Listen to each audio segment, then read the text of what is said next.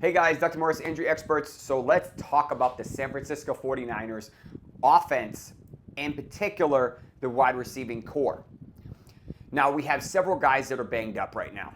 We have Brandon Ayuk coming off of ACL reconstruction, probably going to be placed on PUP and come back between week 5 and week 6 or 7.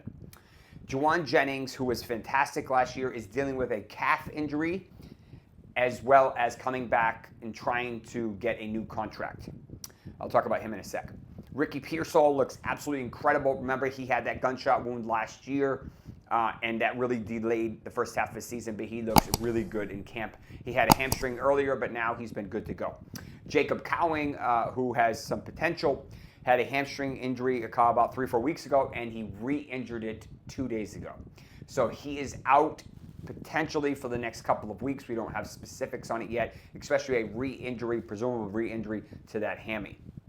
Now, Demarcus Robinson, who they got from the Rams, realistically was probably going to be the wide receiver 3, but he got popped for a DUI, I believe it was, or whatever the specifics were, and he's going to miss 3 games. Furthermore, Jordan Watkins, their rookie this year, suffered a high ankle sprain, and he's going to be out probably until week 2 or 3. So they really don't have a whole lot of bodies per se. They still have Robbie Chosen or Anderson. They obviously have Pearsall. If Jauan Jennings comes back and potentially his calf is just a contract that feels like a calf injury, maybe, right now they just traded for Sky Moore. Maybe they have leverage to say, hey, Jauan, we'll give you some money or some potential incentives. We need you on the field.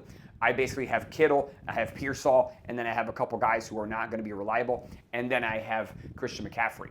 I don't know if that's how they're going to approach it. Jauan is still a great value, assuming his calf is fine and it's more of a contractual issue. Overall, this is going to be a very concentrated offense for the first part of the year. CMC, I liked the dip this year. I prefer him in the second round than in the first round, but he's starting to go closer to the first round now. I think he has a fantastic season. There's about 3 or 4 backs that I take over him because of risk per se, but in terms of sheer upside, really no one has a higher one. Obviously, we'll see some backups at some point in time, whether or not it's a blowout or if CMC were to get injured. We just saw Isaac Guerendo come back, and then the rookie Jordan James will eventually come back with his finger fracture or whatever he was dealing with there. So overall, a bunch of moving parts, a bunch of injuries, but that's what we're looking at for the San Francisco 49ers offense heading into week 1.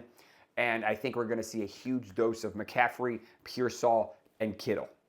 Thank you for tuning in. We'll see you tomorrow for a new injury news and updates. Take care.